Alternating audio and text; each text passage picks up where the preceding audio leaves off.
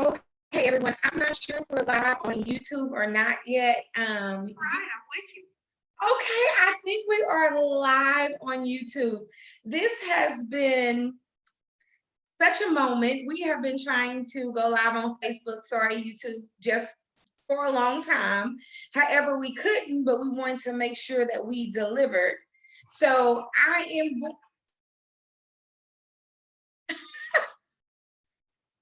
Okay,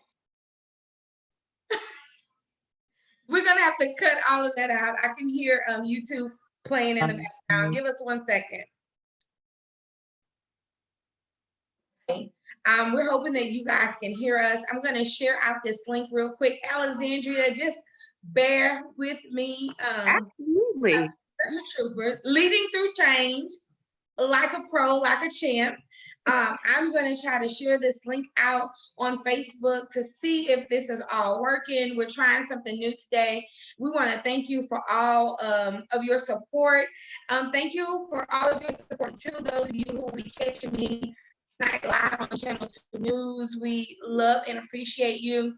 For those of you who do not know me and catching me in these YouTube streets, my name is Brandy Woods, the Millionaire Midwife, and I am coming live from all the way in Houston, Texas. I am the Millionaire Midwife, helping you get your millions while I get mine. And what we're going to do tonight is we're going to switch up the flow and make it do what it do. So thank you so much, Alexandria, for coming on. Would you take a moment and introduce yourself?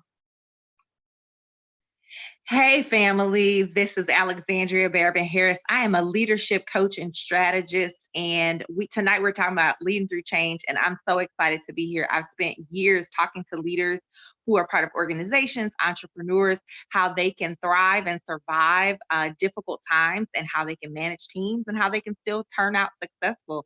And leadership is the way to go. We all need to embrace ourselves as leaders, especially all of my amazing women out there and all the women that follow Brandy Woods. Like, isn't she such an amazing example of a leader? So, I'm excited to be with you all. Well, I feel like I'm riding dirty out here trying to get everything together. Thank you for those of you who do follow me. We appreciate it. So we decided in the beginning of this whole situation that we were going to do a stimulus package for childcare owners in particular, and the other business owners, they can join in, get in where they fit in, and to learn. But we know the childcare industry is out here on the front lines doing so much for the American public, and we wanted to make sure that we supported them.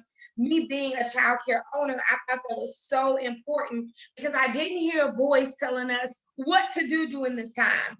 So that has a lot to do about the conversation we're having tonight with Alexandria. Before I introduce you and tell them how special you are to me, tell me, how has this situation affected you and your family? So it has been quite the journey. We have gone to digital learning for our daughter, but working from home with her full time is a handful. So I salute Brandy and others like you who are keeping your actual facilities open, especially for essential workers who really desperately need the help and the support during this moment.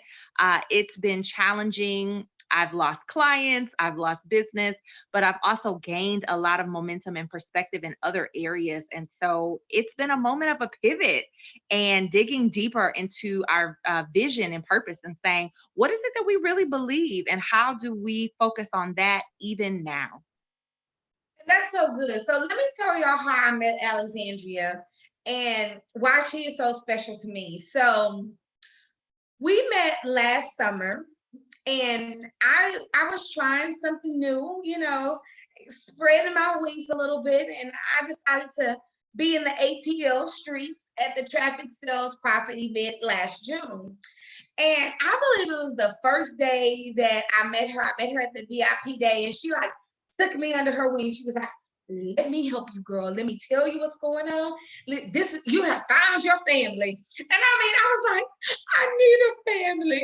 During that time in my business, I was making major moves that it was some people that were close to me. I knew that they were not fully understanding the pivots that I was making because I did not fully understand the pivots that I'm making. So Miss Alexandria, yes, she leads, led me right into my new family. Alexandria is a subject matter expert on leadership and friendship, personal development, and activating creativity. Through Yes She Leads, Alexandria teaches annual workshops to teach women how to live the life they actually, would love, the vision for their life, the actual life you want to live. You know what I'm talking about, guys? Not the life your mama told you to live, or the life that you find yourself living on accident. Let me get off my soapbox. But through vision, goal setting, community engagement, and leading with an empowering message, her consulting portfolio includes training hundreds of nonprofits, collegiate, faith-based, and women organizations. And tonight, she's here with us. So, woohoo! Give her shouts out all around the world. All of you who will watch this video later, please leave comments on YouTube, ask questions on Facebook, because we're here to learn about the 5 things leaders must do during this time. Before we do that, I just want to give y'all just a teensy bit of information about something that's going on this weekend. I'm going to go ahead and share my screen just for a second.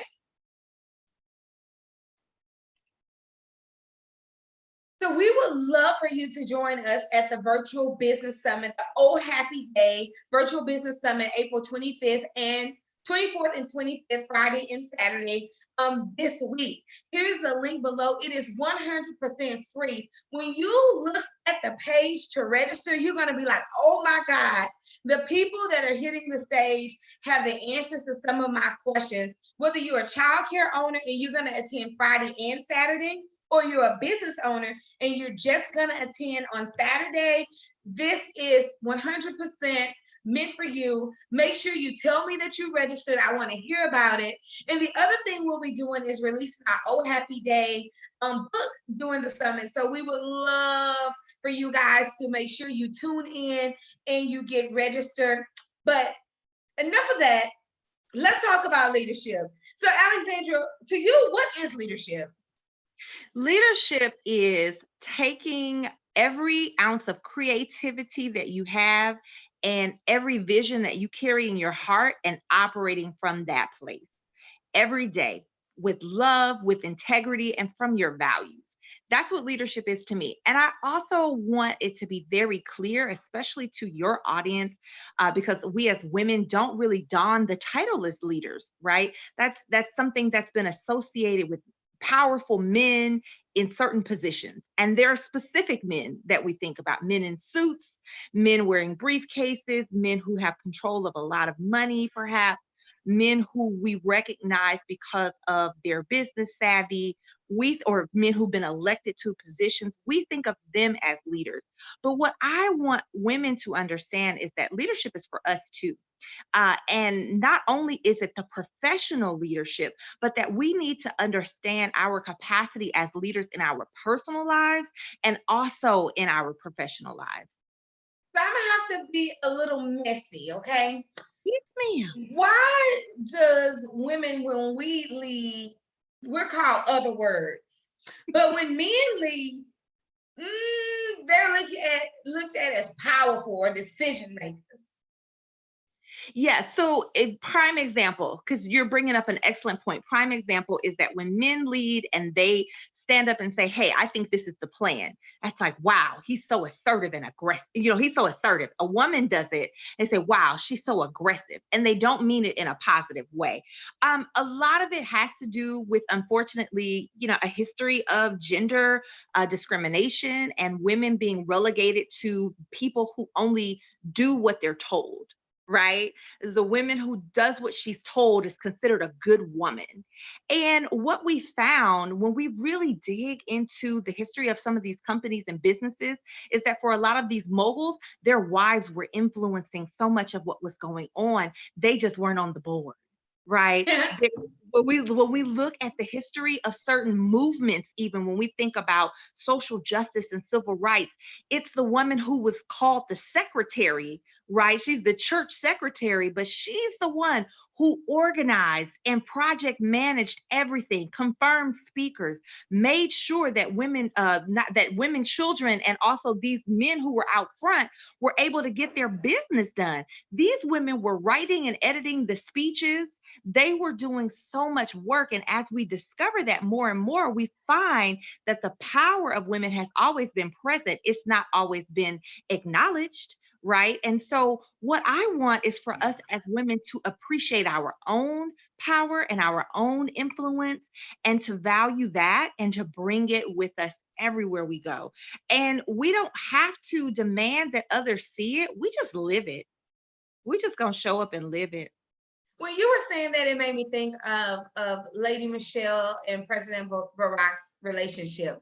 I often kind of wish like I was in their bedroom, not in a crazy way. Y'all just keep your mind out the gutter, but in a way because I know just by listening to her speak and reading her books, I know she has to have had such an influence when he was in the White House.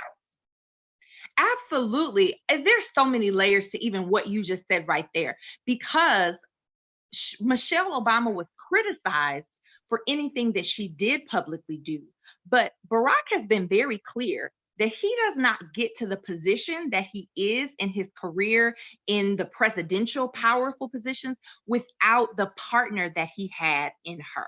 And not just a romantic partner, but a business partner, a thought partner, right? Someone who was going to help him think through on his level, how do I need to approach these things? Someone who was, a powerful influence in the community that he transplanted to. See, Michelle was already in Chicago. That's her stomping ground. And he came and found her and said, how can you help me understand where you are? So not only was she, his sidekick, and I think that because she wasn't a sidekick and because she was a powerful partner and very verbal about that, and he was very verbal about that, people criticized her.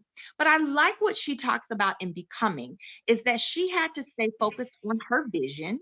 She had to stay focused on the marriage that she and the commitments that she had made outside of the fanfare, outside of the newspaper that was critiquing her, outside of the headlines on CNN or wherever she was being critiqued, and to say, this is who I am. I have made a commitment to that person right there, and I'm going to go forth with it. I'm not going to allow the outside noise to take me away from my power as a woman and a partner with my husband. And that was a very good decision for her.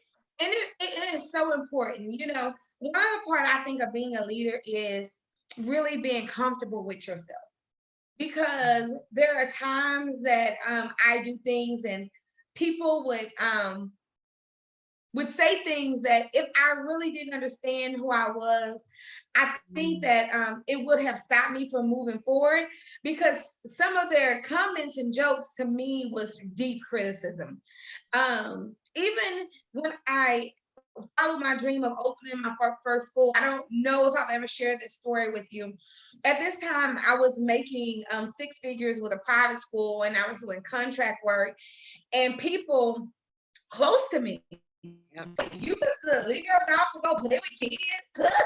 I mean, like people that were close to me drove by my first building and laughed, was always like, girl, you don't need much help. It's only yay small. I mean, literally, my first center, I could put about 8 of my first centers in my house. That's how small it was. Like literally, my house is 8 times. I would have never got this house if I wouldn't have opened that first small center. But I'm telling you, the comments that were made, or when I go to places and they're like, do you ever dress down? No, because I'm representing me and this is how I want to show up in the world. But I have to tell you, I had to really get a foundation of who I was, because there was a point in my life where those statements made me question my decisions. Am I really crazy? Am I putting my family in a bad position? Do I really hear God and what he's telling me? Am I brave enough to leave this money as a single mother to go play with kids, you know, I think the first step of leadership is really coming to grips with who you are. Whew, okay, let me just stop right here and let me just, the whole audience, every listener needs to just in their home give you a round of applause because there are so many people, Brandy, and I really want you to hear this. There are so many people who have the same creativity as you, the same interest as you, the same love for children as you, but stopped at the point of being criticized and did not move forward with their dreams the way that you have and the way that your other followers who are saying, hey, I'm out here right here with you, Brandy, the way that you all have. And that is such a huge, important step into being a leader. It's okay for you to ask the question, is this right? But it's not okay for you to be knocked down by somebody else's questions, knowing that you need to follow through with what's in your heart, knowing that you did hear God. You prayed on it. You already insecure about some stuff. You already asked God 3 times. I mean, is this really what you trying to get me personally, me to You go said ahead and three do? when you know it's more like 300,000. You've already asked yourself the big questions. You've already stopped and paused before you said it out loud to somebody. You already mustered up the courage, and then somebody else comes and presses into that wound, presses into that tender spot, and they stopped right there. And it's not it doesn't mean that that woman is still not powerful. It doesn't mean that that woman is still not a leader, but it does mean that she is not operating in her leadership vision. She is not being able to live the life that she's actually loving and that she's, been tasked to do, and you are. And I just want you to know that no matter which odds were stacked against you, the fact that you made the decisions that you did make, that you did follow through with your vision, because that's so important. Uh, it has changed your life, your children's life, and your grandchildren's life, and the next generation to come. And that is something to be so sacredly proud of. And I definitely would not have changed. I'm glad that I stuck through and I did what was difficult. But I have to tell you, I had some good voices in my corner as well, and some people don't. So I count that as a blessing that I also had some victories as well, and some people didn't. So even though I appreciate your applause, girl, there were so many days where I was terrified because I was in my own change. So when we talk about leading through change, sometimes the change is in the world and it's external, but sometimes that change is internal and what you're going through and what you're facing. So tell us that first step you think we need to follow. That's a perfect segue, though, because a lot of times the external changes that are happening around us can lead to those internal changes where we were once feeling confident in what we're doing. We're suddenly questioning. So, one of the first things that I want women to do as leaders, and this is definitely for those who are still operating in your business, working with children and parents on a daily basis, like you are, Brandy, I want you to rest and reset daily. Okay. That's very important. You need to rest and reset every single day. Now, you can't rest on your laurels and sit back and not handle business. But along with that agenda of things that need to get done, you need to prioritize your rest. You need to have a moment where you can just take a second and breathe and take care of at least one of your critical needs. Okay. At least one of your critical needs to be met every single day. This helps you refuel and retool so that you can show up the next day powerfully. I know that there are times when, especially when we're managing crisis or a lot of change, we may go 2 or 3 days, right, without any good sleep. We may go a week without any good sleep. We may eat fast food every single day and not cook a regular meal. And what happens is we get sick, right? What happens is we burn out right when we're just making some progress on the things that we want to change. And so sometimes what you need to do is slow down a little bit to speed up. And that self-care is really important. And I only say one critical need because you may have a long list of things that you need to get done for you and for your business. But if you at least are taking care of yourself and meeting one of your critical needs every single day, then you will have a chance to get restored and refreshed. And that's not an impossible goal. Even for the most busiest woman, taking care of one of your critical needs is going to help you like have greater longevity. And one thing that I definitely do, Alexandria, I get my rest in. You've seen me in situations where we were in big groups and they like, where's Brandy? Brandy sleep. Brandy is going to make sure she gets a certain amount of rest. And it's really for a very necessary reason. I'm not my best without rest. On a typical day, I'm up at 4:30. You know, y'all see me posting at 4:30 in the morning. On a typical day, I'm up at 4:30 in the morning. And if I don't get rest, I'm not good for any. I can't lead you, baby, because I barely can see. The other thing is I need quiet time in the morning. So me getting up at 4:30 is not because it's really not a boss move. It's because I don't want to talk to anybody for a few hours. By the time my family's woke up, I've normally cooked dinner. I've normally washed my load of clothes. My kids old enough to wash themselves now. I know I look 18, y'all, but I'm deep in them 40s. It's my time. It's my time to think through the strategy of the day. It's my time to also consult God, because if you're going to lead, you better have a master leader. It's so important that your vision is renewed and refreshed, and that rest and that sleep, it gives your mind a chance to repair itself. It gives your those emotions a chance to repair itself. It gives you a chance to think on those difficult conversations and then approach them a different way. But if you're tired, you're gonna pop off. You're gonna say anything. If you don't have self-care, you're gonna be in your business talk about, and I take care of everybody, and nobody, the people don't supposed to take care of you. You will have undue expectations of people if you don't rest and you can't think and function. So let's go to number two. Well, let me segue to number two by Okay. speaking to one thing that you said. And I want you to know that even though your reasons may be different for getting up earlier than everybody else, you said it's not a boss move. But it may not be a boss move, but it's a leader move. Let me tell you why.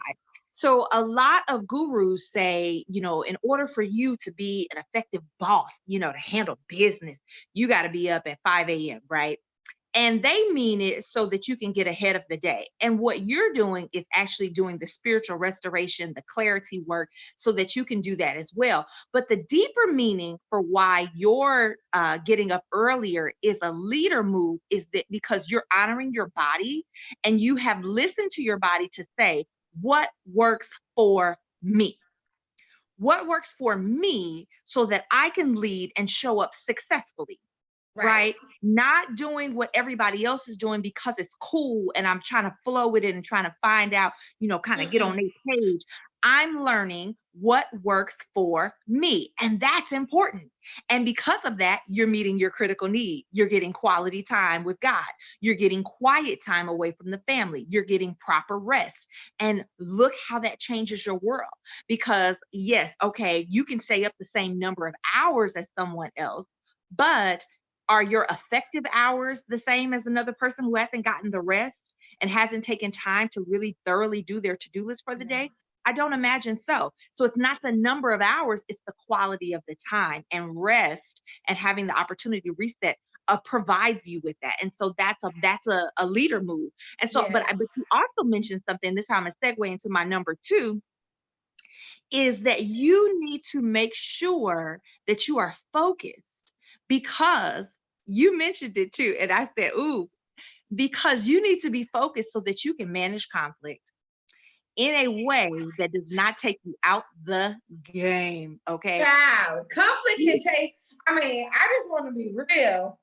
Some of the conflict that I have faced in the last 45 days has been so close that it has literally almost taken me out. See, conflict with people you don't care about, you can manage that pretty easily because okay, you go your way, I go my way, or oh, I don't have to use your company anymore. I'm not talking about that conflict.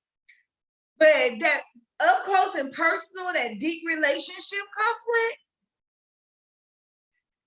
Listen, and when you don't have rest, and when you're not aligned with your vision, you're not taking care of your critical needs, conflict turns into war, right? We go Ooh, from it being a challenge that needs to be overcome to no, no, no. We talking about problems. Me and you got a problem. We got a problem on site. I'm messing them up on site. Don't even come my way because I'm already wound up. you I'm getting the already nuclear codes out. You hitting the generals. You like give me the key. I'm about to push the red. But I just have to be real. yeah. Telling you, conflict is hard, and even being able to listen through conflict. Because when you are a leader, people are going to bring you different things. And a lot of times we won't listen to see, is it truthful? Is this merited? What's the underlying issue? If you're not rested, you definitely can't deal with your conflict or managing the conflict of the people you lead. When you don't have rest, instead of being able to discern what are small needs and what are critical needs, everything is a hurry. Everything is an emergency. Everything is happening very fast, and you do not have the energy that you need to do that. So the rest and the reset plays into you being able to keep and maintain your focus, right? And so that you can reduce conflict wherever necessary, wherever possible, so that you can hear someone who's upset. And if you've been rested and you're ready to go and you've prayed and you're kind of grounded in your day, you can hear that person and say, I'm sorry that happened, or I'm sorry that you felt that way. And how can we resolve it? Versus feeling personally attacked because you're already exhausted, because What you've you said to already me, you listen, know, that's listen, not that. you already ready to fly off the handle because you haven't nurtured yourself and given yourself the space to say, I'm not going to take that personally. I don't have to. I'm not going to sweat the small stuff. It's the small stuff. I have a bigger vision in mind. I'm working toward larger goals. And this right now, we need to address it and move on. And I'm not going to fan the flames of that. I am well. I am good with me. I have my focus intact, and I'm thinking about my bigger vision, that I'm not about to let this conflict become a distraction.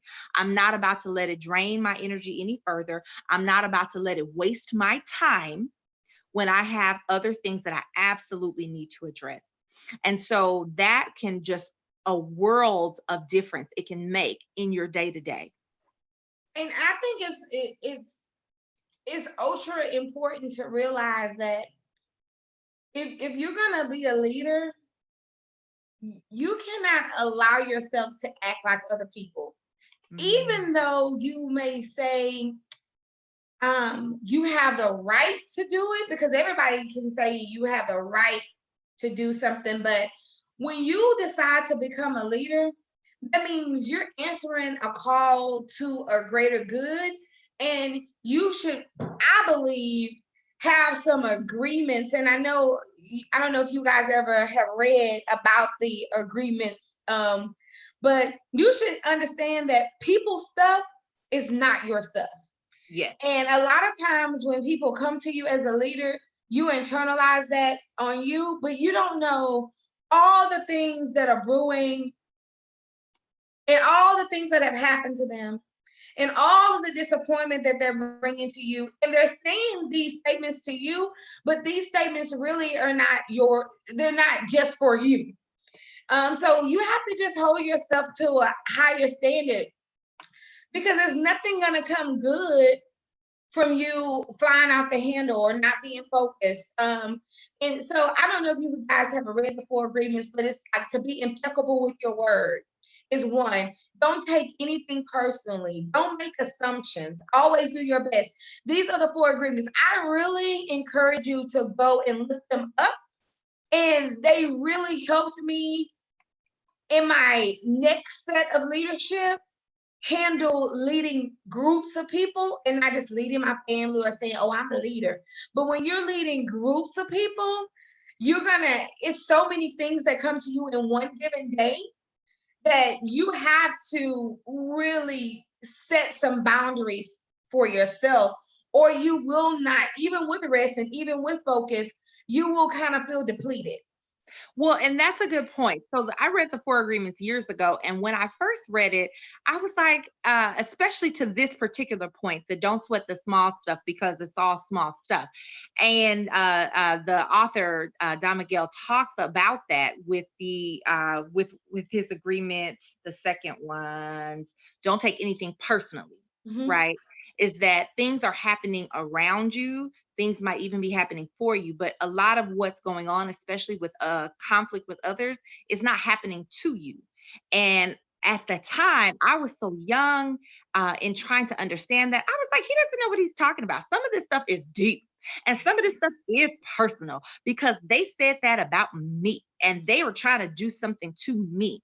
What I recognize now is that that person, whoever I'm in conflict with or whoever's trying to have conflict with me, is dealing with their own set of circumstances and their own set of agreements that they're fussing through, trying to figure out how do they deal with themselves. And I'm just at this moment the person they're in conversation with. See, the person in your life is, and I want to speak to the business side, but I want to be clear that this can be personal too. But the person in your life who has conflict with you at work, who is a employee or a coworker or a parent that you just have so much hard time with, they have hard time with a lot of people. Okay. Mm. This is not just about you. They're not targeting you. They are spewing whatever is happening within them out all the time. Now, I'm not saying that there are not things that you need to do in order to make sure that you are holding true to your own word. Like I said, be impeccable with your word, right? Don't make assumptions. So be a good listener and ask those good questions.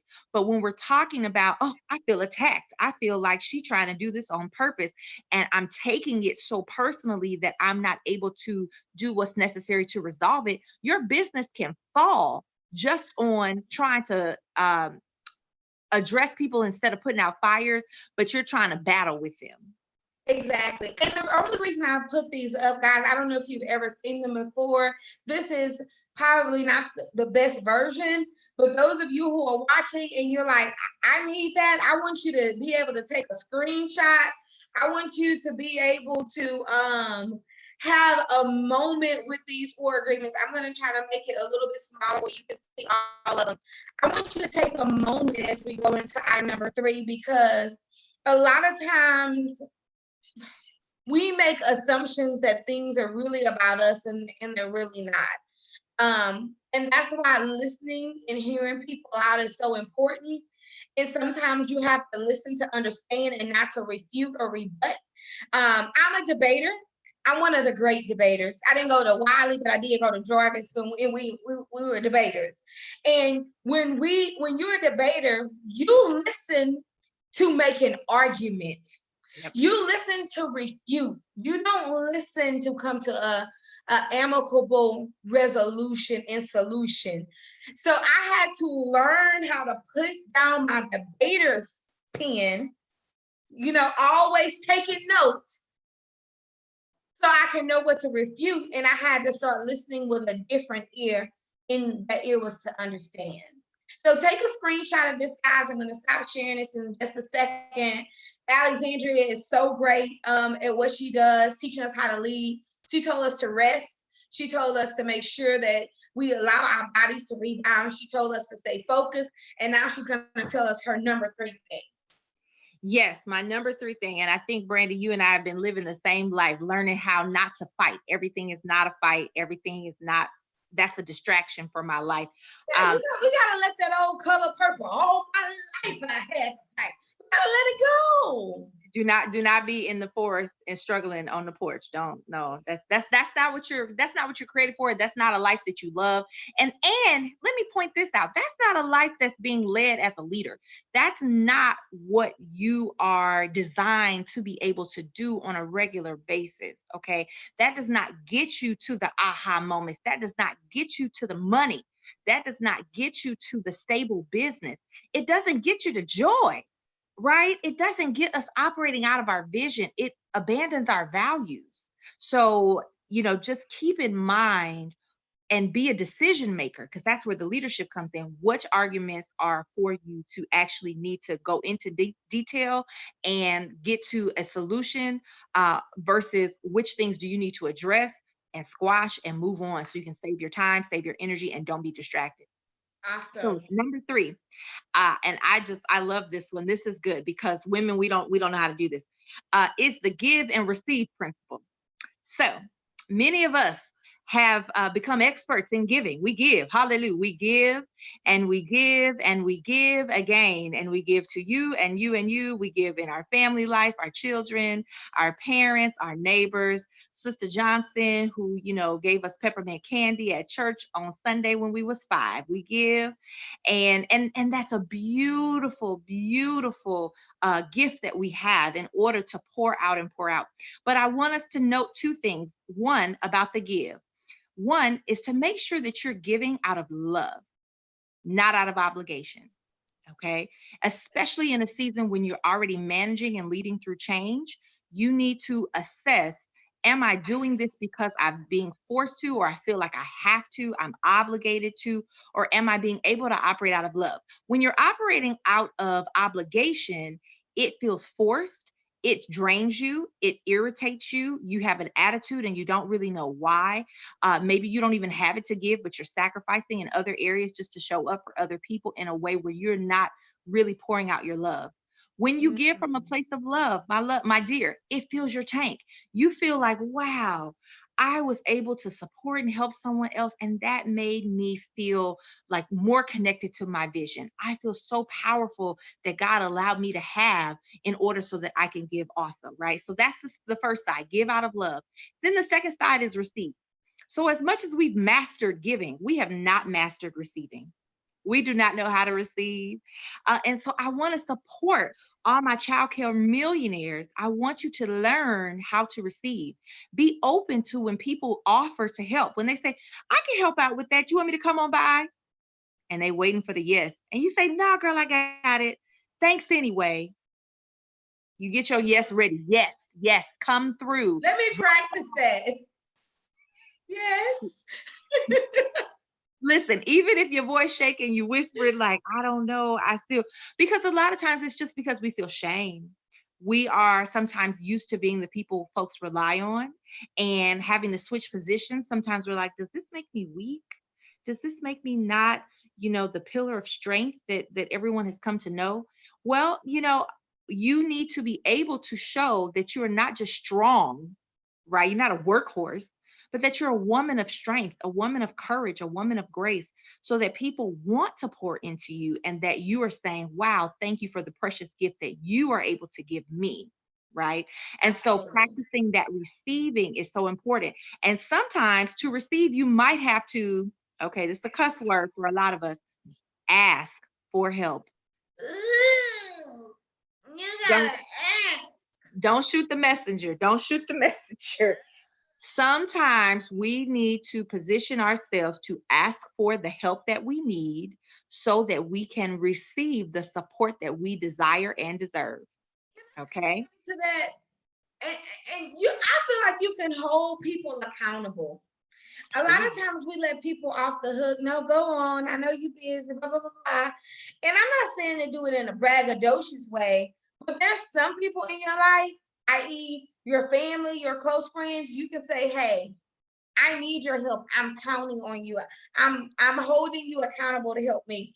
My sister, for example, Alex, you never met her. She is my pride and joy.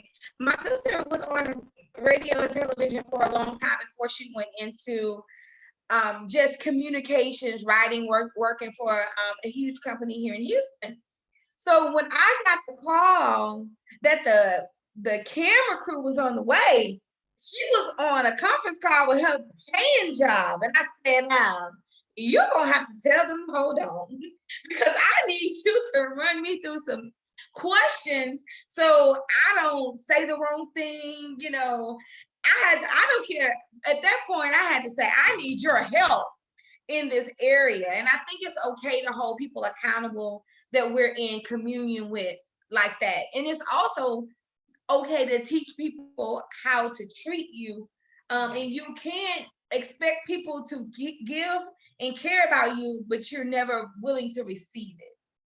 Absolutely. And what I love about what you said are two things. One is that it's your sister, but every sister relationship, every sibling relationship is not predicated on support, right? That we support each other. And so what you and your sister have done is created a relationship where you know that you can support each other and that you can depend on each other. And that's very important. Now, whether someone who's listening has a sibling that they can create that same union with, you may have a close friend, or you may have a loved one, or even your spouse or partner can be that person. But it's being intentional about saying, hey, I've identified my source of support, and they have said yes to being that source of support. Right. And then you asked, right? You did not assume that she should just know when you posted on Facebook, hey, I'm going to have an interview or something of that nature, that she should drop things and call you. You asked for what you needed and allowed her to show up for you and support you. And look at the result. You were able to have an amazing interview, because I know it was I know it was Can't wait to fine. see it. I can't wait to see it, right? And you got the support that you needed. You did not Absolutely. go starving for support, for help. You asked for what you needed, and your support system, your people showed up. So that's just a bonus tip. Get your people in order, find out who your circle is, who are the people that you can rely on, that you can call on in those times when you need that support. Absolutely, absolutely. And so y'all gotta forgive those people that you thought should have been there, but you didn't tell them they should have been there. And now you mad at them or looking at them cross-eyed and not liking their posts because they forgot to come to something that they didn't even see your Facebook invite. You gotta let them people off the hook and let them start over, So Yeah, Alexandria, that's actually one thing I wrote about in my book was, before you enter the crisis, before it's an emergency, when things are, in a healthy season where you're, growing steadily, that's when you identify your circle of support. That's when you begin to look around and say, who are not just the people who I like, because who you like and who you kick it with and who you hang with are not necessarily the same people, especially professionally, who are going to be there to support your business and support you as you grow. And that's one thing that I love about what you do, Brandy, with the Childcare Millionaires Association, is that you provide a community of like-minded professionals who are already saying, hey, I'm going to be vulnerable and share some of the things that I did not do well so that someone else can learn from that. You absolutely. yourself are vulnerable and transparent and say, hey, I just learned about a tip that saved me $42,000. I want to share that information with you. I'm not thinking I learned this for me and I'm going to keep it to myself and let other people drown out there.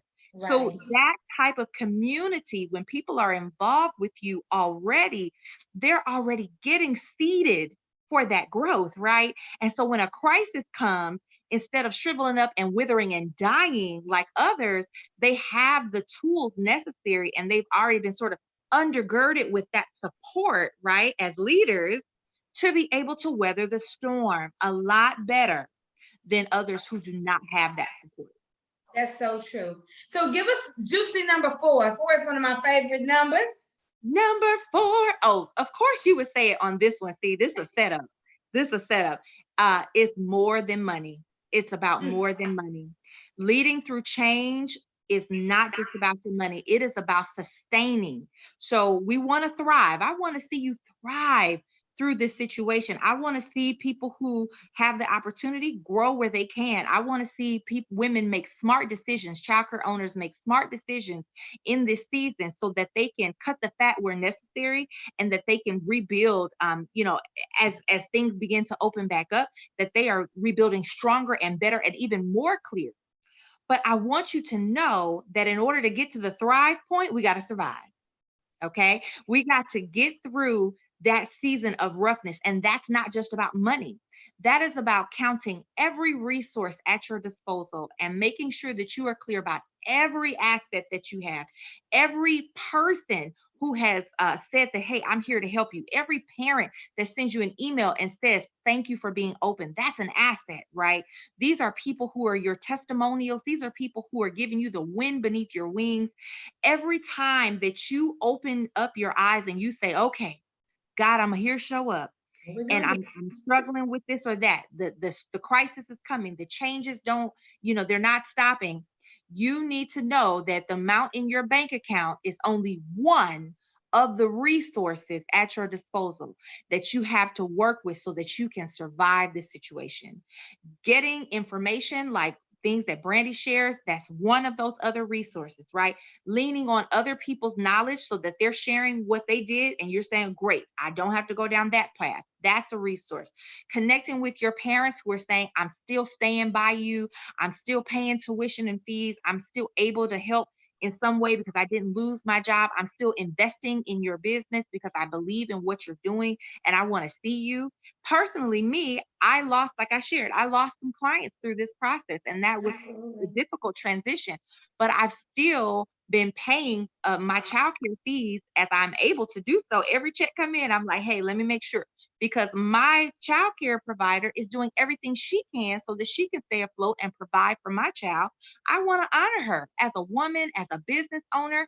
So when you have that parent that's saying, I'm here for you, that's an asset, and count it all joy. And I don't want you to just focus on the money. The money is important. The money is important, but it's not the only thing that's important. So look at all of your resources, all of Absolutely. your assets, everything that is going to help you navigate this season so that you can survive first, get settled, and then we're going up from there. We're going to thrive. And that's natural, but that's also biblical. You have to know how to abase and abound. Hmm. And it's very hypocritical to only be happy when things are flowing the way that you want it to flow. People can't respect that. So it's very important, whether it's lean or it's juicy, that you stand as a leader. People need you more when it's lean and uncertain than when it's juicy. It's easy to lead and be happy when you can, throw money at a problem or get everything that you need. But how do you lead when you have to do things creatively? How do you still stand in the face of adversity? And can you still show up with that same measure of grace, with that same measure of strength, with those same encouraging words? It's very important that you can abase and that you can abound. And the one thing that we teach is relationships is better than revenue. It's the relationships that I have that have brought me wealth. It, I'll tell you, it's the phone call saying, "Did you know?" It's the phone call saying, "Hey, I'm closing down. Come get this stuff. We see what you're doing." It's the phone calls that says, "Bring your kids to Brandy school." It's relationship. A person without relationship, they may go so far in business, but at some point, they're gonna need someone to get them to the next step. It is what it is. So I appreciate that. It's definitely not all about the money because leadership, you can have a lot of money and poor leadership and be broke tomorrow. And That that's part. just it is. That It part. is what it is. And That people will sabotage you if it's all about them. If they think that for you, you never give back. One of the ladies was asking me in the childcare group, Alexandria, she was like, "How are you giving us like grants and you don't have any funding?" I said, "Because it's really not about me. If I'm gonna support, I'm gonna support. And I have to believe that God is not gonna give me any vision without provision. So if he gave me an assignment to do it, for me not to do it, that ain't gonna happen."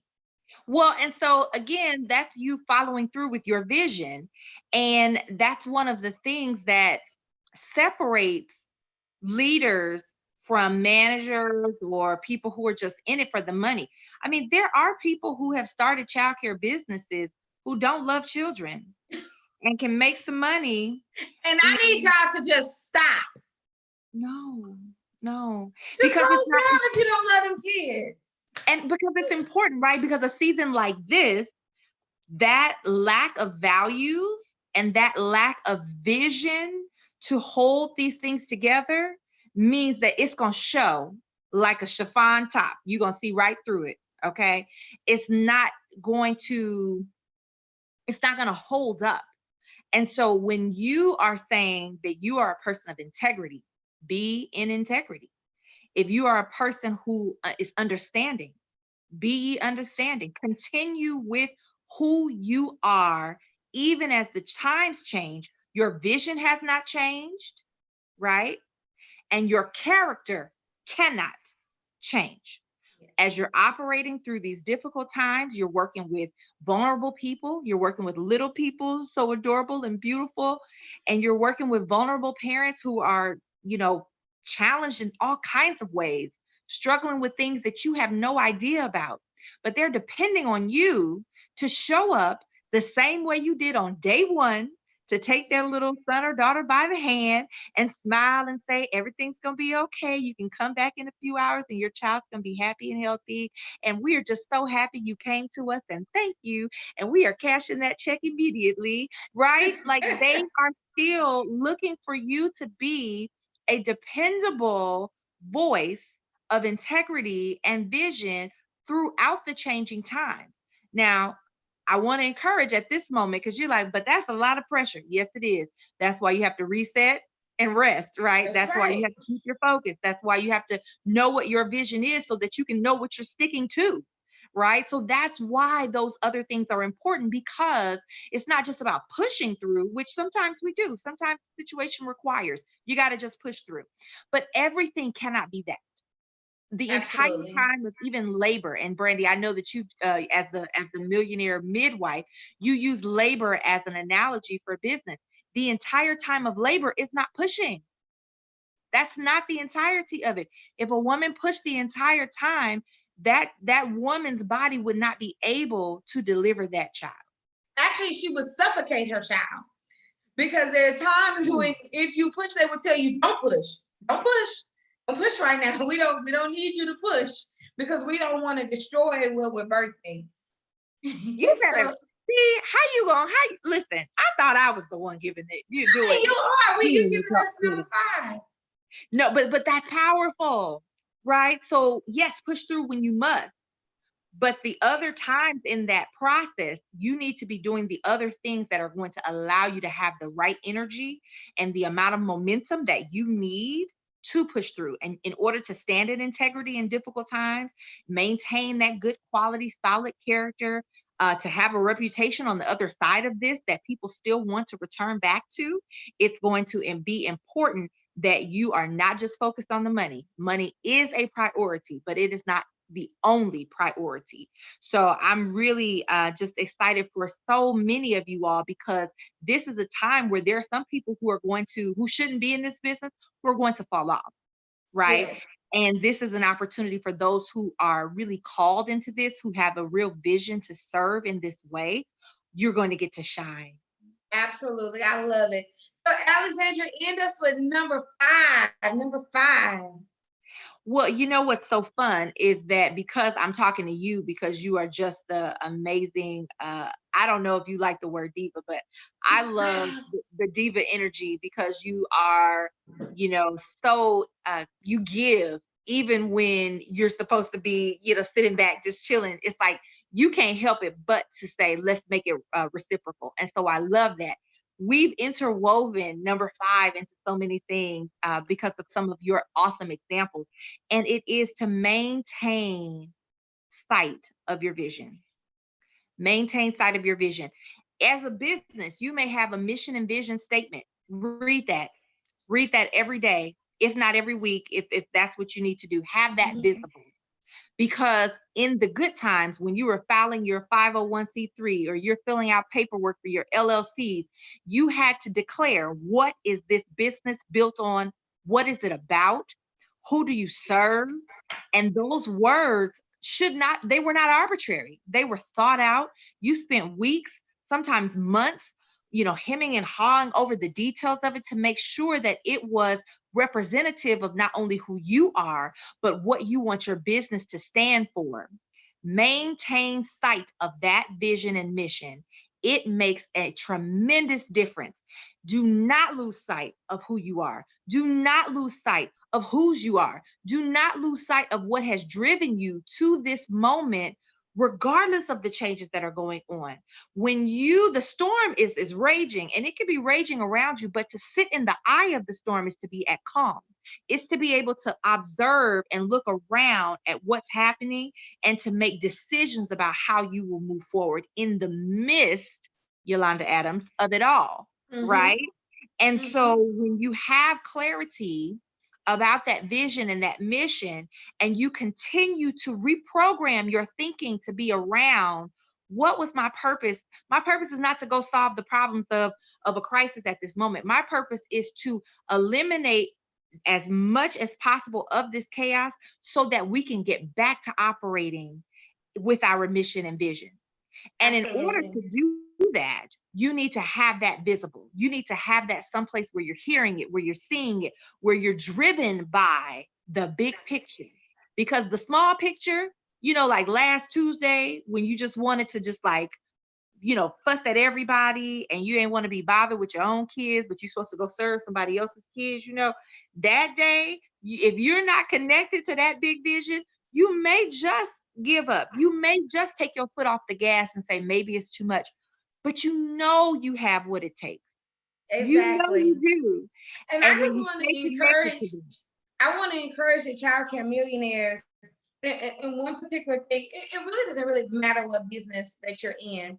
One of the things when you're talking about really keeping your vision on point and on site, one day I walked in our center and everybody just had this look of defeat.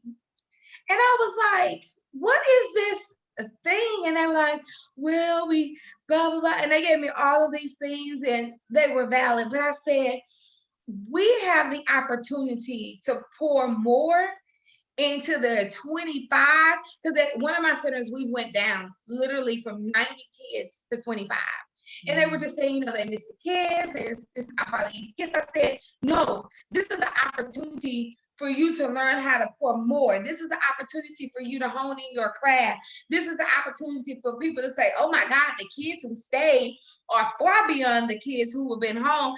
I said, no, this is our time to shine. And it was like, yeah, but we can do this. And it was just that recalibration of we used to have just 25 kids. And y'all thought we had came from 12. And before that, we came from 2. And y'all thought 25 was the top of the mountain. And now 25 because you're used to something else. So I tell you, guys, while you have less kids, do more. While you have more time, do more. We're always talking about how we don't have time. This is the time you should be working on those parts of your vision you haven't reached yet. This is the time you should be looking at those systems, talking to those parents, picking up the phone, making those calls, looking for grants that's going to be open that nobody else is thinking about right now, but that's still going to have a deadline. I'm telling you, this is a chance of opportunity for you to make your program whatever you really wanted it to be in that vision. You remember that state of the art program you talked about when you first opened? You remember that carpet that you have been looking at? I'm telling you, it's people that want to lay that carpet down so bad for $2 that out there right now. Them window people and them same people who was wrapping vehicles, they ain't got no business. They want to wrap that vehicle so bad. It's somebody that's wanting to make t-shirts right now for next school year. You better get a vision and see what you're going to say next year and use this time to activate the things in your vision that you really didn't have time to activate before. Alexandria has given us 5 things: to rest, to focus, to learn how to give and to receive, to know that it's not about the money, and how to maintain the sight of your vision. That's how you lead through change. Thank you so much, Alexandria. And thank you so much, Brandy, for having me. And thank you to all the childcare millionaires that are out there listening. I appreciate you. Yes. And I want to tell y'all, Alexandria has a book coming out soon. As soon as she drops this book, I need the Childcare Millionaires family to go out and support her because she always supports everything that we're doing. And she has a Facebook group. It's Yes, She Leads. So all you have to do is go on Facebook, find that group, Yes, She Leads, and I would like to see more of you in that group, especially if you need that encouragement, that mindset push of what you need to do, whether it's good or whether it's bad. She's a mother, she's a wife, she's a friend, and I might as well tell y'all she's a minister because she loves God, and she's not going to tell you anything contrary to the word of God. And we know that God, his word does not return unto him void. So it's so good when you're thinking about a coach or a mindset person or someone to put you, that they're pushing you with words that's not going to return unto your life void, and not return unto your purpose void, but it has some power, some dunamis power, that rhema word that's going to encourage you to move on just a little bit more. For those of you who know me know that I love the Lord. Yes, he heard my cry and he pitied my every groan, but you don't gotta groan. There's joy in the morning for each and every one of us, even in this situation. So I encourage you to look at the light. Ask God for peace that passes all understanding. It doesn't matter if you don't understand, because his ways, they're not like our ways. His thoughts are not like our thoughts. So we're never going to figure him out. The only thing that we need to figure out is the steps that he wants us to take to reach our destiny and to touch the people he wants us to touch. And those little lives are in your childcare center every day. So you got to lead strong for them. They're depending on you not to give up, not to give out, not to close your doors, but to press on, like the old grandma in the church say, keep on keeping on, baby. We need you to keep on keeping on despite everything that's going on. Alexandria, before you leave, give us your final words, because I want to hear them. Well, I just want to encourage every person, every business owner, especially my womenpreneurs. This is your time to shine. You have been graced to be able to thrive in this moment. You are, praying. You are operating out of integrity. You are operating out of grace. Make sure that you stay connected to your vision. You are a visionary leader, right? And embrace that title as a leader. You are already living it. All right. So those are my last Awesome. words. I just want to remind you guys real quick that we will be having our Oh Happy Day Summit April 24th and 25th. The Oh Happy Day Summit is for childcare owners and business owners. On Friday on the Oh Happy Day Summit, we're going to be talking to, y'all don't care about that girl, that she care about. We're going to be talking to childcare owners across the nation about ways that you can uplift your business during this crazy time. And on Saturday, we're going to be talking to all business. We're going to be talking about PR, HR, RR, that's revenue and rest. We're going to have all the good stuff, how to get your mind right, how to prepare for what the next steps are in your business. We want to celebrate this free summit with you. It's absolutely free for you to register. It's bit.ly, LYOHD Summit. It is case sensitive, so please go and register. We're also having a book release, so if you want the replays, you can purchase the book in advance, and all the proceeds go to Childcare Millionaire grants. None of the proceeds go to me, even though I'll get mine one day. But right now, it's really important for us to stabilize other childcare owners. So we're giving away $500 grants for supplies, groceries. They can use it for that one extra employee that they want to keep on, whatever they want to use the $500 for their business. We're also giving out $50 grocery cards. So all of the proceeds go to childcare owners across the nation who have registered for help. And to be honest, there are more people that have registered for help than we can help. So you buying a book and getting the replays help them. So the conference is free. You can buy the book if you choose. It's totally up to you. But we would love to see you in the place, answer your questions, get you excited about your business again, and light that fire under you that I know that you need lit, because we need to be lit a little bit more often these days. So we want to thank you guys for spending your Monday night with us. Thank you, Alexandria, for showing up and showing out as usual. And guys, we'll see you soon, but I'll definitely see you at the bank.